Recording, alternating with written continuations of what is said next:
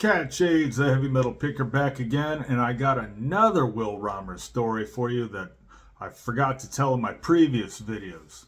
So anyhow, the year is 1997. The movie Gummo had just come out, and Will and his band Mortician had recorded a song for the soundtrack called Skin Peeler.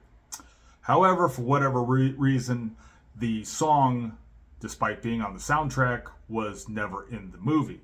So I called up Will from Mortician, and I asked him, I had not yet seen Gummo, so I had a, regular BS conversation that I would have at the time, and I asked him what his opinion of Gummo was, and he said, it sucked. And I'm like, well, why do you think it sucked? And he said, because our song wasn't in the movie. And I'm like, okay, but was the movie itself okay? But he was just very angry and very spiteful of the fact that his Mortician song did not make the cut for that movie. And another thing was, when I moved down to Texas, which would have been like 10 years later, people would say, oh, you're from Ohio? Yeah, I saw that movie Gummo. And I had to inform these people that even though the setting is in Xenia, Ohio, that the movie itself was shot in Tennessee.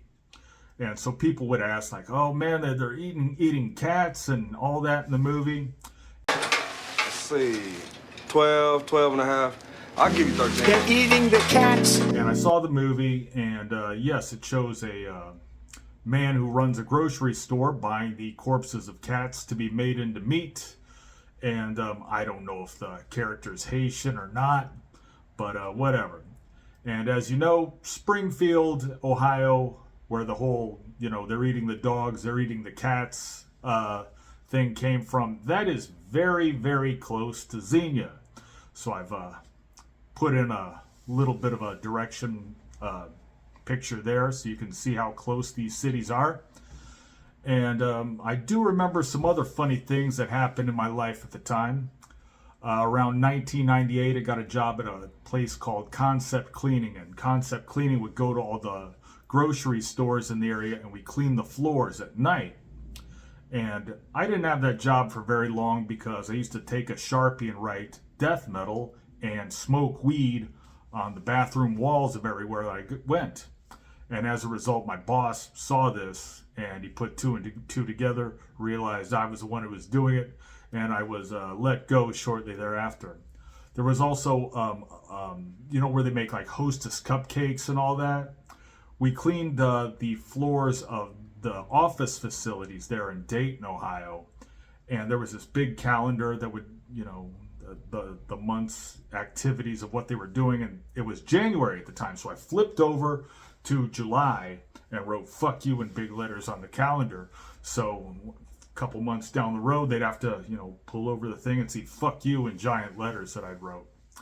I don't really, write obscene things on the walls nowadays. When I go into Starbucks just to use their bathroom, sometimes I'll take my Sharpie and draw pictures of cats on the wall instead. Sometimes I like to draw pictures of kitty cats going to the bathroom in a litter box. I figured, that's some cool artwork to add to their walls, and think that would be pretty cool.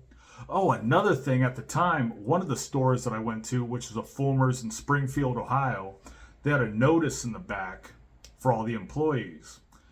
And it says, if there's a gypsy in the store, get on the intercom and say, gypsy in the store, because the gypsies would steal stuff all the time. And this is like way before, wokeism and all that. I mean, could you imagine if something like that happened nowadays? I mean, you have the lawsuits and, all this outrage and cancel culture and all of that.